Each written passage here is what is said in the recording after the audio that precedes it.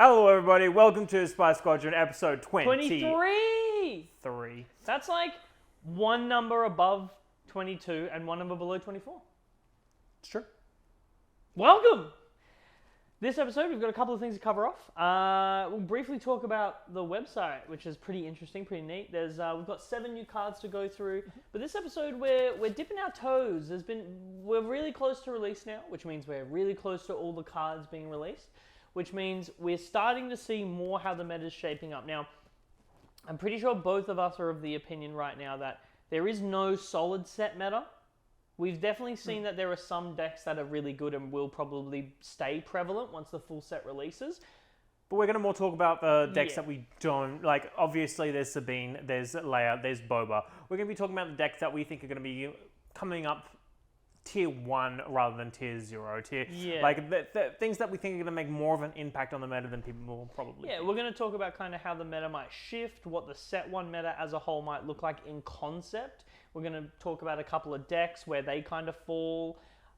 It's by no means like a set list, and as we've said earlier, we're definitely actually going to cover off the meta as a whole once the set releases, and we've had a couple of months to establish that. We'll definitely be doing actual meta review videos, but this is more akin to one of our earlier episodes where we discussed a couple of decks we thought might be meta. This is going to be something similar to that. But let's dive into the new cards. And we're starting off with a really interesting card, and a card that I really think is going to either be really good or not seen at all. And that card is called, because I forget the names constantly, it is Frontline Shuttle. This is awesome. I think before we started recording, I pointed this card out to you, and we both agreed that the concept and idea behind this card is really interesting. Yeah. So it is a 2-cost cunning neutral. Command, Sorry. It's green. Green neutral. It is a 1/3 with the ability action. Defeat this unit. Attack with a unit, even if it is exhausted. It can't attack bases for this attack. That's awesome. It is very, very interesting. There are a lot of card games where once you've attacked with a unit, you usually can't do that again. You just can't. The fact that this card lets you attack with another exhausted unit is honestly kind of ridiculous, honestly kind of awesome. Just to name a couple of units that this works really well with, you've got Zeb, any unit with Overwhelm, Luke Skywalker, double attacking, like attack someone's base, restore 3, kill a unit, restore 3, any units that have applicable when attack effects, I think are really good. But it's interesting because this card has a couple of caveats. First, costs 2 and you have to play it. Second, you have to defeat it as an action in order to do that, which is definitely interesting. And one thing that, because I've played with this card a little bit, there are instances where it feels either wildly strong or very clunky. And I think this needs to find its middle ground, and maybe we'll see this card kind of evolve with the meta and sit in a deck that utilizes it really well. But right now, I'm kind of struggling to see where it goes because I feel like it has a lot of potential. And in concept, it's got some really cool ideas that it brings to the game. Yeah, absolutely. I think this is a card that's going to be left out of a lot of decks because it's just kind of hard to work out what it's for. Yeah. And I think for me personally, I'm not going to run it into a deck and run it in a deck until I've really sat down with it and run it through its pace and found out how to use it properly. Yeah. Because I feel like just throwing this in a deck doesn't work. I can tell you that. But having a game plan for it is going to actually make it quite powerful. It does feel clunky when you're just like, cool, this works well with these units, I'm going to put it in. It can feel clunky because you're not getting that setup, but I know when I've used it and it's gone off, I can see this card and I go, okay, there's a lot of potential here for this to just be ridiculous. Yeah, and I definitely think this is even if you're just looking at from a purely, like, I'm very rarely going to get this off, I think this is a pretty good sideboard card against villain cunning. Yeah. No good to mean dead. It's the only card that gets around that at the moment. It's the only card that allows you to attack with a unit. You can still attack with your leaders and things like that. So. And if you have something on board that's rested, you can just play this and then next action, break it.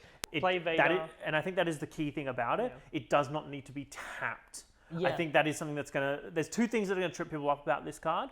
That's one of them, in that people are going to think, it's not it needs to be readied and then tapped to do it. Destroy it. It's just action, destroy it. The second thing is, I think you're going to get people initially when they're playing this card being like, this gives me 2 attacks with my leader. Awesome. I'm going to activate it to swing with my leader and then swing. And then they think it's just you can attack without tapping. Yeah, it does still. So if the card is untapped, this card will still exhaust it. Because part of attacking in the rules is exhausting the unit as a cost of attacking. Yeah. Now, the reason that this card is special is because it specifies even if the unit is exhausted. This does not mean that it keeps the unit untapped, otherwise it would state, and that unit does not exhaust.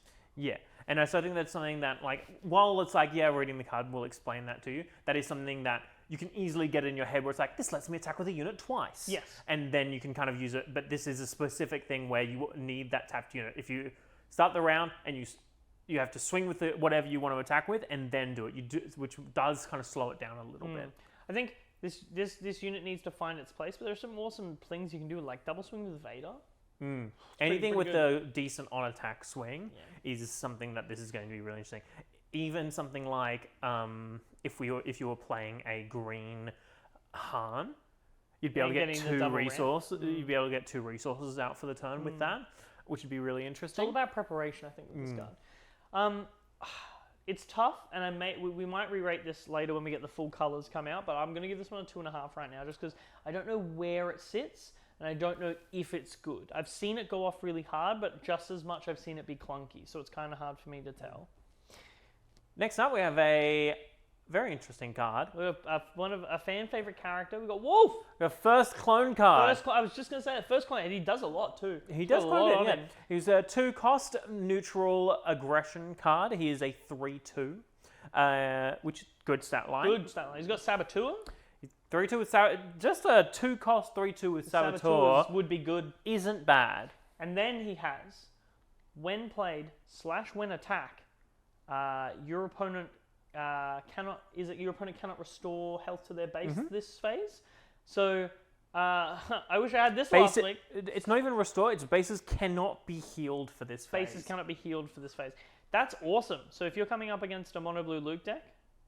Yeah, this is a huge sideboard card in my opinion. Yep, I completely agree. This is a card that is really important to aggro decks to be able to keep those mono blue decks in check. There have been, and it's such a good aggression card too, and the fact that Wolf's ability isn't when play, it's when play and attack. I love it. I like that it's our first clone card. It's a fan favorite character. It's him from Rebels, which is awesome. Yeah, really cool. Potential, maybe a pipe dream here, but potential to see Rex, and he might even have the Spectre tag. That would be cool. It's possible. I doubt it, but it's highly possible. unlikely. It's highly unlikely, but it's a possibility. I definitely think that it's really cool to start that we're starting to see those clones now. I think obviously set 3 is when we're really going to be able to have that clone synergies coming up. Whole archetype for them. But this is a really cool card for set 1. I think this is a really cool card. This is a solid sideboard card. Yeah, absolutely. This is a sideboard card, one of those sideboard cards that you put in, and it doesn't hurt. It doesn't make you less aggro because it's still that 3/2 stat line. It's kind of like a Viper Probe droid. Yeah. I think I give this card a 3. I give it a 3 out of 5. I don't think it's super crazy. I don't think it's super bad. I think it sits in the middle. I think it needs to do what it does. Most of the time it's going to go into a sideboard. Not a lot of the time it's going to go into the main deck. But when you side it in, it's going to feel good. Yeah, absolutely. This card is cooked though. Yeah, this card I feel like is going to get a pretty high score. Oh yeah. You better believe it. You better believe it. This is a very cool card, and this is a card that I and Reese have both been looking for respective decks. Yeah. And that is both the blue control villain Power decks. of the Dark Side. Here we go. Can we, just before we talk about the card, what is one of the coolest scenes in Star Wars ever? Well, that would probably be the hallway scene with Vader. Hallway scene with Vader? Yeah. Look at that artwork. Oh, it's beautiful. Look how good that art is. That art is... It looks good. Absolutely gorgeous. It's incredible. And the card that go along with it, All I'm saying is hyperspace foil. Oh, please. So it's a 3-cost vigilance villain event. Mhm. And it says your opponent chooses a unit, they defeat that unit. But Reese, giving your opponent choice is bad. Not if they have 1 unit. This is a card that has no upside. Yes, there are situations where this could be not ideal to play because they have a weenie on the board and they have Vader and they go, well, obviously I'm just going to kill this nothing person. And they pay another one. Yeah, they pay 3. It's only 3. But there is definitely situations where this is not a great card to play, It can which feel is clunky vastly in certain overwhelmed situations. by how many times this is a good card to play. Yeah, I completely agree. I've been playing with this a lot. As you people out there know, I love red, blue Vader. That is my baby deck for this set. I've been loving it. And some early game removal was on both of our wish lists. And we got it. We got it in the form of Make an Opening. And then they gave us way better early game removal. We should stop making wish lists. Or we should keep making wish lists. We made a wish list and got Everything. everything we wanted from the wish list. I think the only thing left that we haven't got on a wish list is early blue draw True, and Ghost. and Ghost. But Ghost was also a maybe. We got Chopper. We'll talk about him in a second. In a second. No, this is a really cool card. This is awesome. Mono Krennic loves this.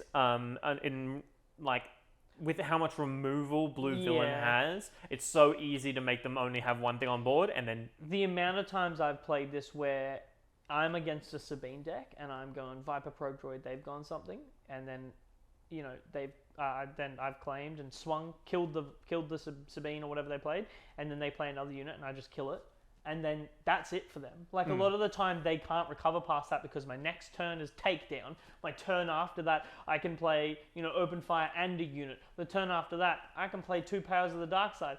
I must say that yes, giving your opponent a choice is rough and can feel bad, but when your opponent's choice is Echo-based Defender and Battlefield Marine, paying 3 is pretty great.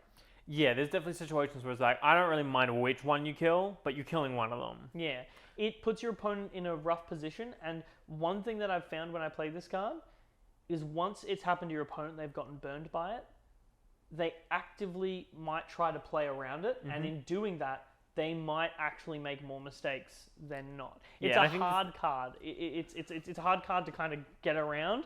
It's a hard card to maybe use in certain situations, but I'm going to tell you right now it's good, and I'm giving it a 4.5 out of 5. Yeah, there's definitely situations where you can be like, well, yes, you have this card that's already attacked, or this worst card that hasn't attacked yet. Make your choice, right? Like, are you going to keep... Am I going to keep health? Say you have a Luke and a Yoda. Luke's tapped. And Yoda's Yoda's untapped. Are you going to kill the Luke? And you just go, all right, which one? It's like, well... And ultimately, with a villain control deck like this, the other unit's going to die anyway. Yeah. It's real... Look, I think this card is pretty bonkers. I think a lot of people would agree with me. Yeah, very, very good. So I think it's very, very good. Here he is, the Chopster. Chop. National terrorist. The metallic known menace. He's the metal menace. Chopper. Chopper! Here he is. Chopper is a 1-cost, a cunning hero, 1/3. He is a rebel droid Spectre. He's got the best keyword in the game! While you control another Spectre, he gains raid 1. Yeah, he does. And on attack, discard a card from the defending player's base. Defending player's Deck. If it is an event, exhaust one of their resources. Now, you might be thinking to yourself, but it's so situational. I've played Chopper a couple times, and I gotta say, every time I've milled, I've felt happy about it. Even if I don't hit an event, even if I just hit a unit, it's rough. And there have been games where I played against people where they've gone for a cause, stack my deck, and then forgotten about Chopper. Yeah. And just been like, gotcha. Chopper's awesome. Chopper's a great card. I know we speculated him being a searcher, and maybe we'll see something else that'll search for Spectres. But then again, we've seen Mon Mothma searching for rebels. Yeah, and I was just about to pretty much the same thing. And that goes in we've mentioned it a couple times here. I've started playing Mono Green Hera because we have enough Spectres now for me to go, okay, I want to do this now. Yeah. We've got all of the main 5 out, so Yeah. I'm happy to play it. Some really cool cards. It's The awesome. concepts going on there are really cool. It's real fun. Like that deck is really cool, and I think it's going to be. I think it can be pretty great. Like there have been some games where I've double attack pattern delta on turn 5, and it's just closed out the game. Yeah, absolutely. It becomes very hard to deal with those cards once they're bumped up that high. Spectres are wildly overstated. Like every time we've seen a Spectre, they're overstated and have a good effect. Yeah. And I think this is probably he's the least statted. Exactly. Yeah, he's the least statted. I would love for him to have been a 1/4, but that would have been too strong. I think. Interestingly enough, if you have another Spectre, which if you're running him in a Hero deck, he's gonna have that anyway. Yeah, a lot of the time he will. You're gonna have a Sabine, and then you just get Chopper out, and he's the stats of a Sabine. Yeah, that's so it's kind of like it's really interesting. And when you get Chopper out, right, he's yellow and hero. Play another card. There you go. That's all 3 aspects Sabine can't be attacked. So it's honestly, it's really great. I think Chopper's pretty solid, and I think he's nice for what the Spectres needed. I'm excited to see some more. We did get another Spectre card we're going to talk about. That one I'm not so hot on, but this one I love. I'm going to give Choppy 4 out of 5, and I'm going to give him 1 terrorist out of the galaxy, because that's what he is. He's a galactic terrorist. If he wanted to take over, he would. I'm really glad that he let the Emperor do his thing for as long as he did.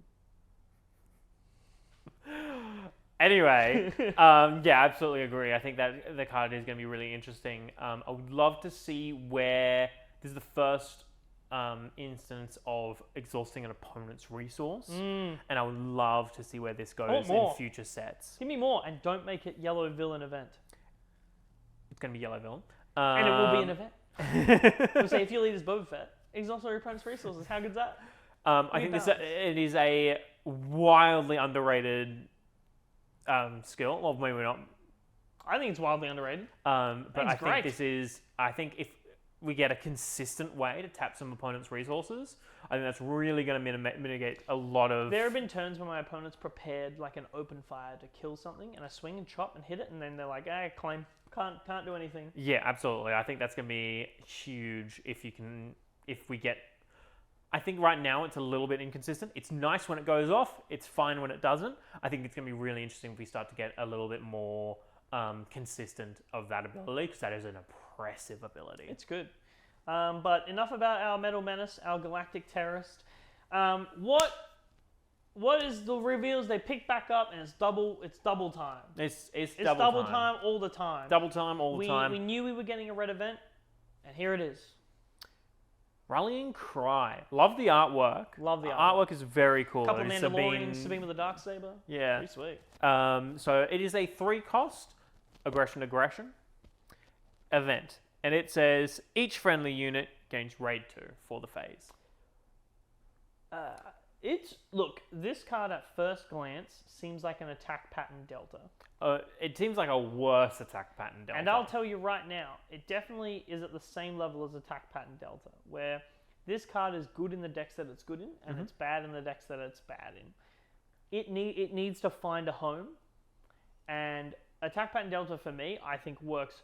I think attack pattern delta is crazy good in Hera, because you've just always got the units out. When you draw it, you're like, oh, awesome. I think this works really well. I've been playing a mono-red Space Cassian deck, and there have been a couple of games now where, I've had 2 A-Wings out, and then I play this, or I've had A-Wing, X-Wing out, and I play this, and it's just kind of like real good for Space Race, I think. I don't know, I've found myself as well kind of resourcing it every now and again. I only run it at 2, but I definitely don't think it's a bad card. I just think it needs to find its place.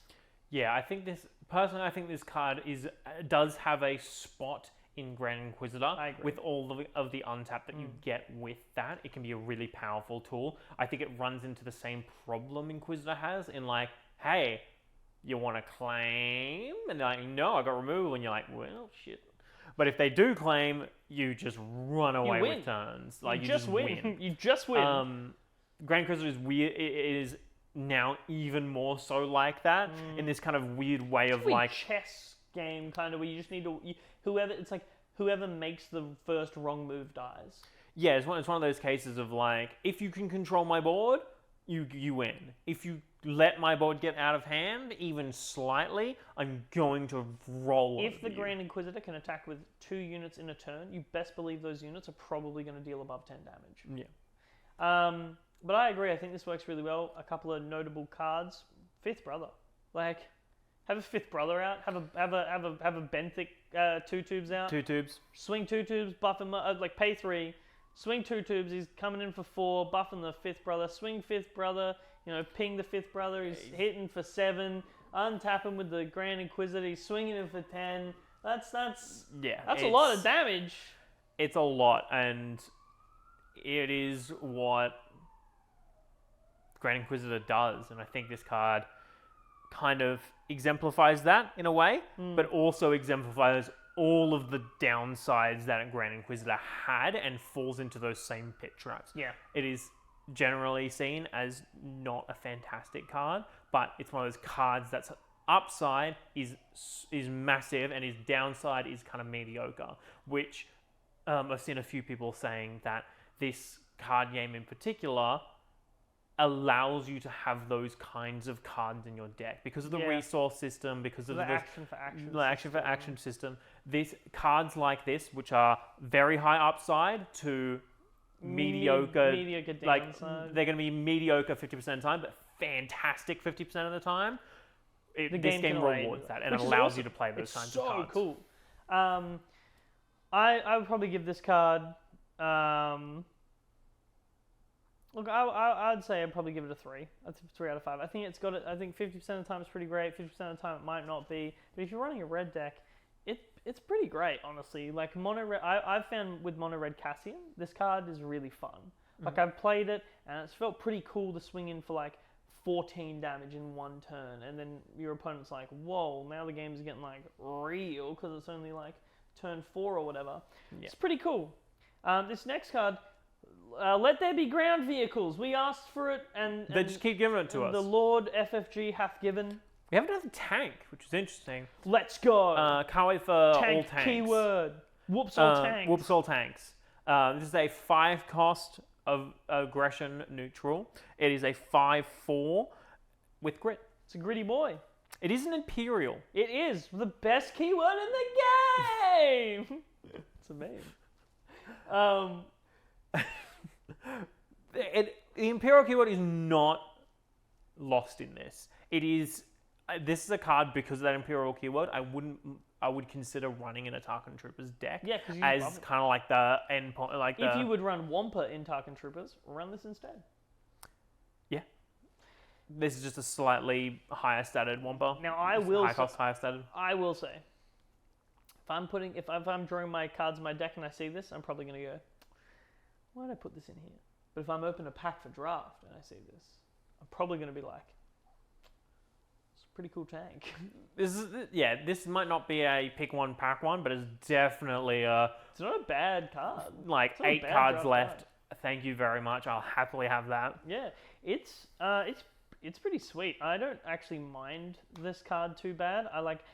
I don't mind where, your opponent might have an interesting turn where, you swing into something with the tank and kill it, and then you pop the shuttle and swing with the tank again to kill their leader or something. But I don't know if it's a constructed card right now, but I do think it's a pretty nice draft card. I think we've seen a lot of draft cards, and I think this is one of the better ones. I think the easiest thing to kind of match this to at the moment is I can't remember the name of it because I'm silly, but the 5 cost blue, neutral blue, 3/5. Rugged Survivors, that's it.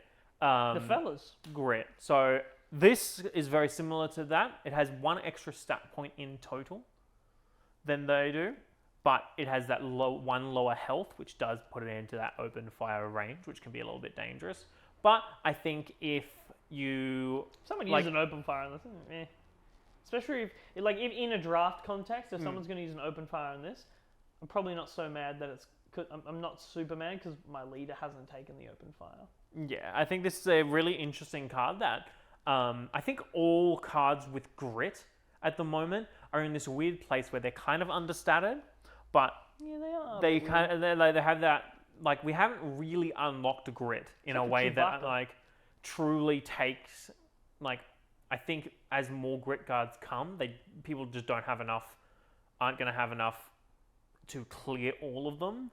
And once they start to rack up a little bit of damage and just swing for big hits, it's going to be really interesting to see where those kind of grit cards Be go. interested to see a Jin deck that uses grit, because a lot of the times you can have more favorable trades, and then the cards are just getting stronger. So you might clear your opponent's board one turn, and then next turn suddenly you're killing them. So, it's interesting to see that. I give this card a 2.5 out of 5, just because I'm pretty convinced it's a draft card right now. Changed my mind. Speaking of cards that love having some damage on them, baby, it's that card I was telling you about. It's that Spectre card. It is a Spectre event. It is a 2-cost hero aggression event. It's Zeb's catchphrase. It's Carabast. Notable Star Wars swear word, or word of disapproval, something along those lines. But it's a 2-cost. It's a red hero. Already said that. Well, here we are. It's got Zeb climbing up, getting shot at, and it says, you choose a unit, and then you may deal damage to another unit equal to the damage on the chosen unit +1. Yeah. So a pretty interesting group of words there.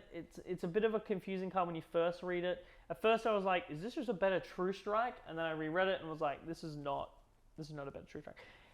Admittedly though, it does have the best keyword in the game! It's a Spectre! Unfortunately, I disrespect her. This is an interesting card. I think this is a card that can be really good in certain decks, but falls short in a lot of other decks where there's other more consistent removal. Would I run this over just a straight open fire? Probably not. Would I run this in a red-blue Chewy deck? Yes.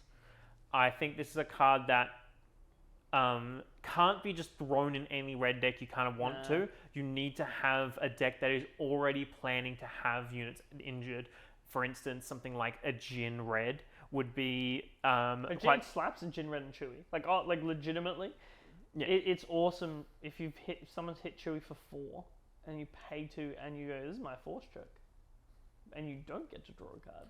I think the nice thing about this card is at worst, you can just pay 2 to get 1 last damage on something. Yeah. The floor is not 0. Yeah. Which is nice, and I think which actually bumps this card up a little bit in my mind. Yeah, of like, worst case scenario, I can, like, there's been multiple times when I've had things at 1 health. And you're like, I would happily pay 2 right now to just deal the 1. Yeah. Yeah. I think, look, I actually don't hate this card. I know I've kind of made a bit of an uproar about it. It is the worst Spectre. Currently, it is out of all the Spectres we've got, it's the worst. But all the Spectres are great. So, my big thing with this is, and we're going to talk about this in a minute because of the episode, but the way the set 1 meta is shaping up to be is very trade and removal oriented. Usually if something's dying, it's dying. Like, it's not getting hit and then hit again. It's just dying. It's getting traded or it's getting removed, which makes cards like this just like, because in concept, I really like this card. I think this is awesome. But in execution, it's tough, right? Because of how the game's going, if people are going to kill your card, it's dead. So it means that a lot of the time you're like, okay, he's going to swing into this and this will happen, but they're just going to be like takedown and then trade up with something else. So it can be tough to find an opportunity to use this card. I personally think this actually will be a good card. Like, I think this is a card that you shouldn't discount, a card that when you build your red hero decks, please look at this and run. Same with Heroic Sacrifice. But I think that will be the case in maybe a set or 2, when the meta starts having new elements thrown into it and it starts evolving. I think we will see cards like this make a huge comeback, especially in maybe a more Sentinel-oriented deck, like more so than Chewy. The more Sentinels we get, the more options we have. Like, this wouldn't be too bad in that. So I definitely think this card, you will see it. I just don't know when. That's completely fair. I think that's an accurate assessment of the card. I think it's one of those cards that is going to feel clunky in some decks and can easily be discounted as bad. But as you said, in those decks that it works in, it can do real work. I would give this card a 3, but I'm going to give it a 3.5 because I see it's got a lot of potential. Again, set 1, I don't know where it sits. It's definitely got its decks, but I look at it and I know that it's got power. I know it's like, this is definitely a card, and this is a great card to have in draft. A lot of time where killing something isn't going to be as easy. Yeah, you're going to leave things on damaged quite a lot. So this is a solid draft card, but I definitely see this being really good in a few sets. So I'm going to give it a 3.5 out of 5. I think we're definitely going to see this guy come up. Awesome. Speaking of meta and where cards sit and where they fall and what the meta's shaping up to be, shall we? Firstly, we're going to get into the website that was talked about on the previous stream. I did say that. I completely forgot. So last night we had a stream, Xander and Josh. Cut that out. We're not going to cut anything out. It's fine. I'm terrible with names, so it is not personal. Xander and Josh. We're talking about the website and showed us a few things about the website. The website is now live with a bunch of different features. Currently, the main kind of couple of features is there's a store locator, like an event locator. That is going to be really actually really like that. I think it's really cool because I know a lot of you go on a Magic's website, they don't have that. I don't think. Correct me if I'm wrong, but I think it's cool because it's someone who's like, I want to learn about Star Wars Unlimited. Type it in. Here's my website. You can go through all the cards, and you can be like, well, I wish I knew where there was something. Store locator, event locator. Like, you can go see where the product is. When you click on the product, there's a place where it takes you to go find it. So it's pretty sweet. It lets you go have a look. It's got a little thing where you can log in and have your own collection of the cards you've got, so you can keep track of it. So the second thing is the kind of card database that they have there. They have a database of all the cards that are currently released. Which you can do multiple things with. You can add to your collection. So as you kind of collect cards, you can mark them off as collected in there, so you can keep track of what you have and what you don't have very easily. You can also build decks, and they have their own deck builder there, which is Poggers. Poggers. It's a very interesting. It's quite a nice deck builder. There are a few things that they have said that they're working on. For instance, at the moment you can't search multiple aspects at a time. You can only search one aspect at a time. They are working on the site at the moment is currently in beta, so it's not the full thing what they're planning on having in the future. But it is pretty good. At the moment, the deck builder is quite nice. I built a couple decks on there to test it out. At no point was I frustrated at it. I was never like, oh, what am I doing? Where can I go? It's all very simple, very clearly laid out. Everything's really grouped. Everything's grouped up nicely. And I like on the side where your deck is, you can see little images of your cards rather than just the names. Because sometimes we can get confused with all the names, like I do sometimes. I'm very visual. I a lot of the time can identify cards by their art better than I can by their name. Yeah. So, but that's just me. So I appreciate having the little pictures there too. Yeah, I really like it too. But yeah, other than that, the third thing, obviously in the future, you're going to be able to. I think it's really new player friendly, and it's designed that way. Obviously, us people who've been playing for the last 6 months are a little bit more like, we know about constructed play, we know. Yeah. But you have to there is actually a lot of tools there for new players to kind of scroll through and learn the game, and I think that is really important to have on that initial page. Especially when a lot of people know about Star Wars Unlimited, but they're not actively participating in it yet because they're still waiting for the game. Mm-hmm. I know a lot of people who are just I'm definitely gonna play. I'm just waiting for it to come out. And that's fair. That's a fair approach to take. Some people love having the physical cards. Unfortunately, I'm a ravenous animal and I just can't help myself. Yeah, it's absolutely fair enough for people who are like, I might wait a month just to see how the game goes and whether on launch people are happy with it. Let's be real. There have been a lot of card games recently. There's a boom since COVID, and a lot of those cards got just chucked to the carrions. Yeah, there's a lot of card games that have come out and promptly fallen off and been... I'm sure there are dedicated groups of people who still play those card games and enjoy those card games, as a general mass market, it is difficult to be like, you're not going to walk down to your local shop and be like, oh, there's people who play this, which it can be tough sometimes. There's a lot of like Yu-Gi-Oh spin-offs that have failed recently, stuff like that. Like Speed Duels, and there was another one that kind of went down. And then like I know there's a lot of games that are like bringing out side games, like Dragon Ball is bringing out another version of Dragon Ball. Yeah, there was a boom of Kickstarter games that released in the last year that have kind of... Sorcery. Yeah, a lot of different... There was like, what was it called? MetaZoo was one of them. There've been like a lot of, you're right, like a lot of Kickstarter card games. And then also a lot of games that have come over from like Japan, Battle Spirit Saga being the biggest of them. Forgot about that. A lot of people did. Battle Spirit Saga Call. Not to say that those games are bad in any way, because they're not. Any game that is like come forward and made a presence for itself, even if it's fallen off, is probably a good game. Just didn't get the base that it needed. Yeah, one thing that it's like genuinely there have been a lot of good card games. Like I played Battle Spirit Saga and I actually really enjoyed it. It's a good game.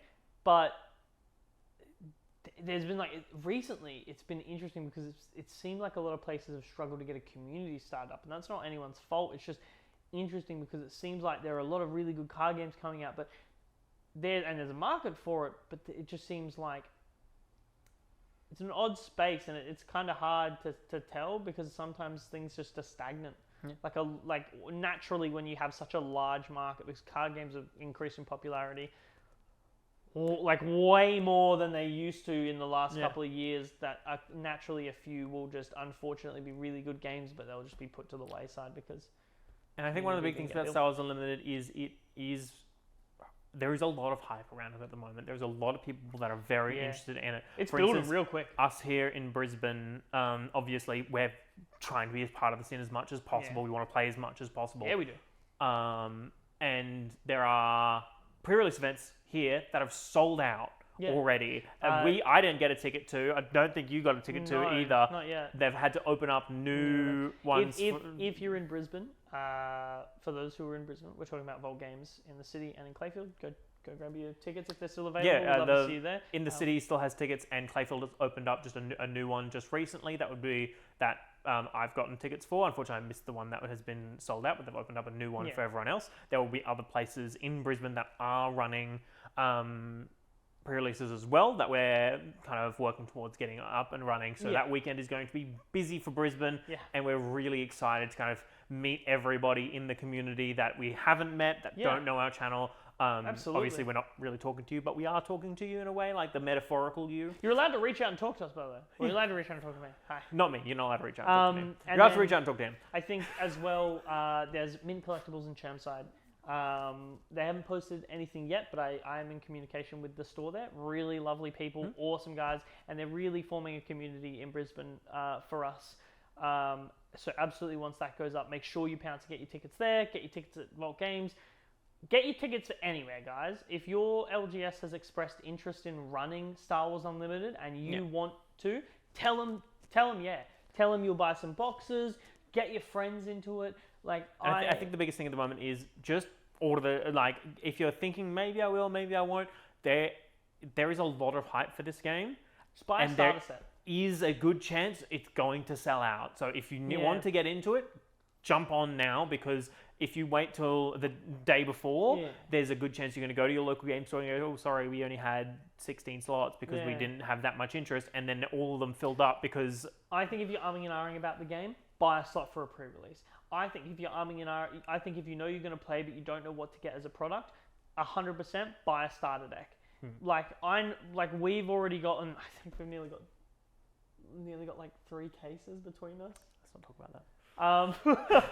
Don't worry about it, guys. Don't worry about it. But we like cards. Oh boy, do we like cards! We're definitely going to be streaming us opening products. So get keen for that. We're keen for that. But we're going to move on to have a little quick chat about the meta. What we think is going to happen once these stores do open up and we start to have that weekly play going that we're very, very excited about. Finally being able to test our decks against the metal of people that we haven't met before, people that we're going to be brand new friends. You could be my best friend. And then moving into that store showdown, which is going to be that first big event. It is still like on the casual side, but that first big event that's happening 2 months after that release. So fun. So excited. And it's all going to be extremely exciting. But let's talk about what we think the meta is going to be. Obviously, at the moment, we have aggro taking the reins of the current meta and really driving it in that sort of direction. We have Sabine and Leia being huge pillars of entry for a lot of decks to try and break into that tier 1 meta. Let's run it back a bit. We've recently did a mini series on our channel about the archetype breakdowns. So mainly in a meta, you'll see the typically most decks can be put into one of 3 camps: mid range, aggro, and control. Aggro is wild. Aggro is really fun in this game. Oh, absolutely. A lot of people enjoy it. A lot of people don't enjoy it. Fair enough.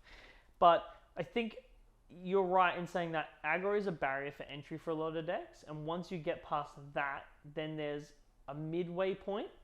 And then in order to get to the top, you also need to break past the other archetype. Usually that's control. But you said this earlier, and I definitely agree with you. In most card games, you'll see aggro start off strong, and as the set moves along, people understand cards more and interactions more, meaning that the aggro kind of falls off. And one of the main reasons is aggro is not super complex. Yeah, and aggro also provokes well, what do I do against this response? Which can be really which is a really interesting thing that happens a lot, where at the beginning of sets, often people play aggro because it is very simple to understand. It is easy to hand to a new player and be like, hey, swing at their face. And it's fun. And it's a lot of fun to play. It's a lot of fun. And a lot of the time when you're playing decks and you're not really prepared for those kind of situations, it can feel like there's nothing you can do. Yeah. Inevitably, there's always something you can do. And it always tends to move back towards that control mid-range, kind of comes back into the game, and they meld together towards the middle of the set and towards the middle of that meta forming. And I think at the moment we're right at that edge where obviously it's a little bit skewed to the early because so many people are playing it so early and so often. We are starting to get to that point where that mid-range deck is kind of starting, and control decks are starting to poke their head back into aggro and be like, well, actually, if I can stop you, if I can get through those first few turns, I actually don't have too much to worry about. Like, one thing I found is with Boba Fett, with Thrawn, with any deck running the green base, doing an early ambush that you might think isn't great is actually awesome. There have been a lot of times where I've gone ambush in a Snowtrooper Lieutenant, swing with a Viper Probe Droid, and I've killed 2 things, and then my aggro player goes, well, I don't know what to do now. Like, I'm out of units, or I've got units here, but now we're in the point where I'm meant to have them on board and you're meant to have the pressure on, but the pressure's gone now, or you can just snowball back up. Like, playing blue-red Vader, having a lot of early removal, like a lot of the time I'm just playing the trade game.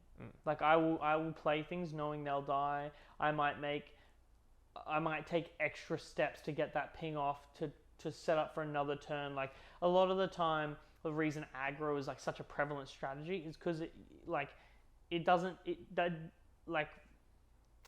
not a stupid deck, but it doesn't take as much thought as a control deck.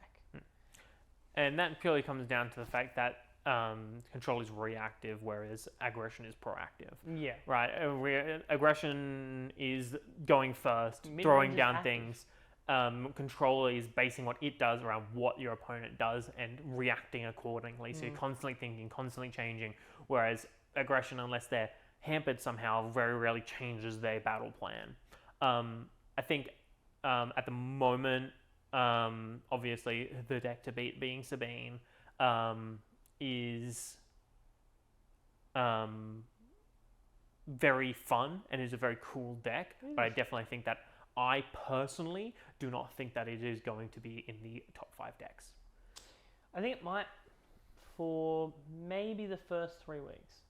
I mean, like, as the meta settles into the later meta. I definitely think that there's a lot of people are underrating decks. I think I've seen a lot of people in the community see something and just stay and be set with it.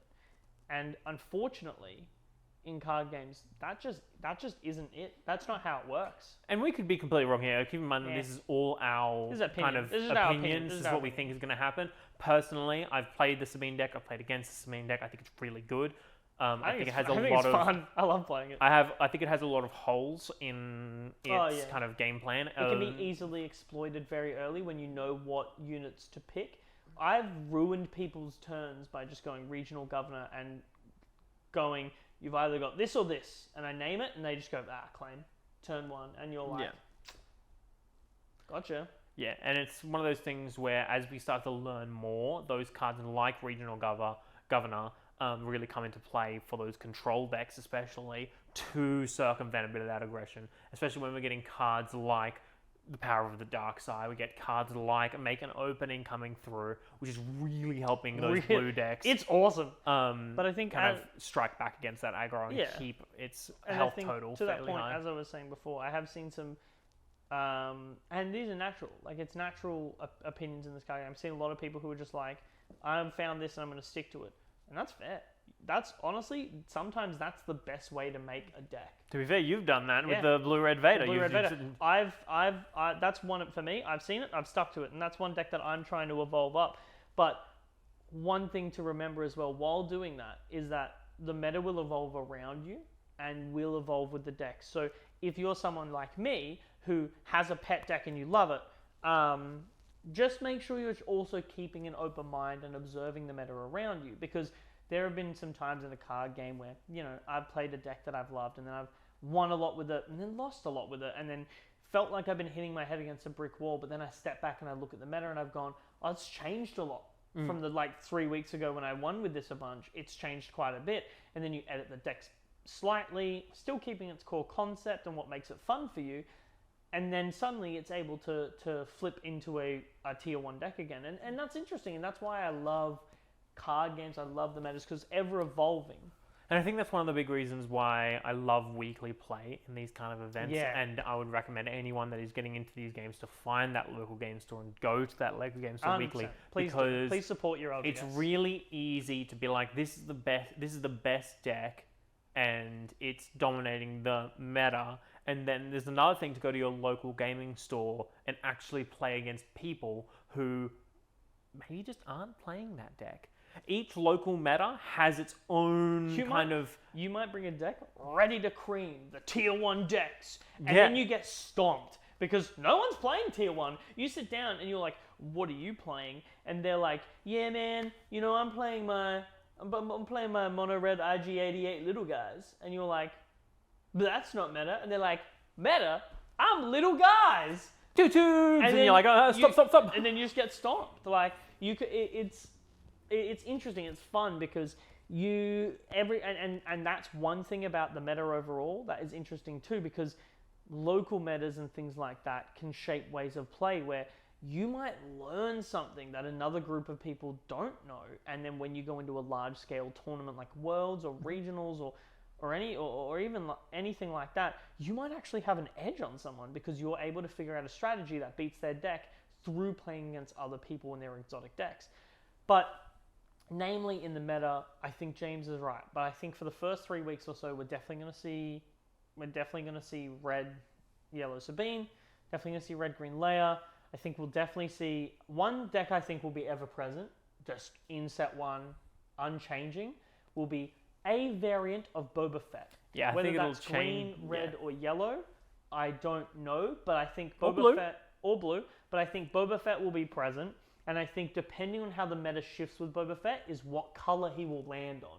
Yeah. I think if we're facing a more aggressive early game, he will be red because that handles that better with all the early game cheap removal. I think if we're hitting a more mid-range deck, you're going to look at the green because green can handle a lot of mid to late game threats while putting pressure on. And I think if we hit to a hard control versus hard control, then yellow Boba's going to take it because it has access to so many cards that outplay your opponent's cards. Yeah. So I think that's interesting to see that whilst, maybe aggro might fall off, Boba Fett won't. Yeah. But there's also the thing of never underestimate a deck, right? If someone sits across from you and pulls out Grand Inquisitor yellow, Yeah. and you go, oh, Grand Inquisitor, I'm running Sabine red. What do you mean? I'm gonna cream you easily. And he pulls out the Boba Fett and then readies it and swings with it again. And you're like, oh, wait, what? You just like cleared my board out with that one unit, and it's still got health left because it's Boba Fett and it's got 5 health for some reason. Great success. And he's just like, yeah. It's and now I play this, and I untap this, and I play this, and you're like, this deck is bad. And it's like, no, and it's very hard to make a truly bad deck. Yeah, unless you're just jamming whatever you've got in there, you probably really can't. And it's also respectful. Make sure you're showing your opponent respect. Don't underestimate them. Don't underestimate what they've built, because you'll more than likely lose. I've done it, and I've been like, but this isn't supposed to be good. My opponent's like, well, you just lost to it. Yeah. So...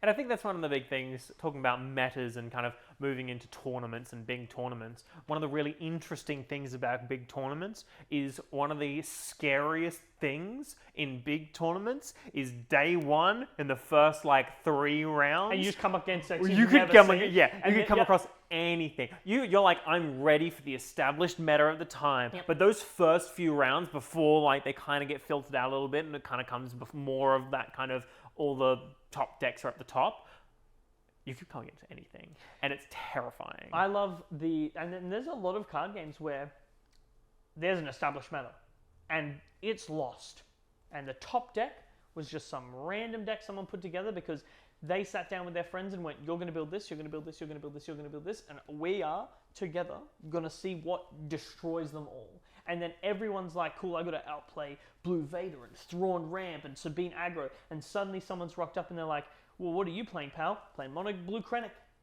And then Mono Blue Krennic wins Worlds. And you're like, now how did that happen? Yeah. Someone please bring a wacky deck to Worlds and win. I would love to talk about that. It's going to be you? It's going to be James Brill's Spy Squadron? Yeah. His name's right here, below me. I just realized that. I am James Brill. And that I'm not going to fix that, because I can't. You know who we are, and if you don't, now you definitely don't. All right, I think that is all we're going to be talking about for today. We're going to cut it there. Go check out the gameplay for today. It is going to be an interesting one. Thank you very much. I'm James Burrell. That's Reese Bad. And I say, go support your local LGS. Bye. Bye.